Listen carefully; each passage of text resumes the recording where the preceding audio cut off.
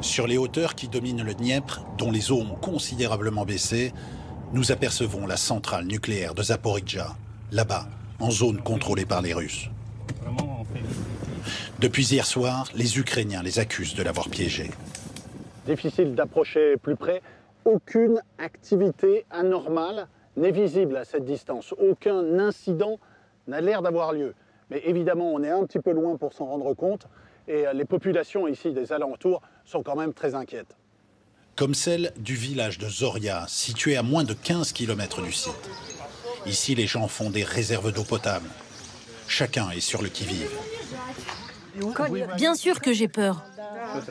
On nous a dit quoi faire si ça va mal. On doit s'enfermer chez soi, se mettre à l'abri, fermer toutes les ouvertures.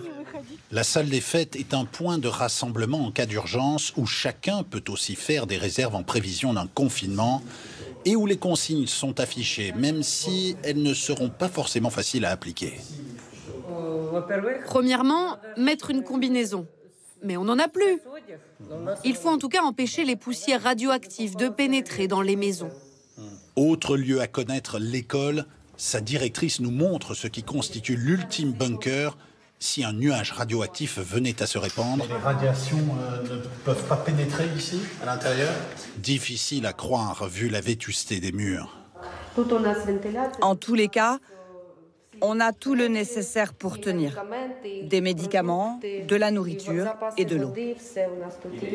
Les autorités ont enjoint la population civile à se tenir prête. Les 6 réacteurs, je vous le rappelle, sont éteints. Le réchauffement incontrôlé du combustible, en cas de sabotage par exemple, serait donc l'affaire d'au moins plusieurs jours.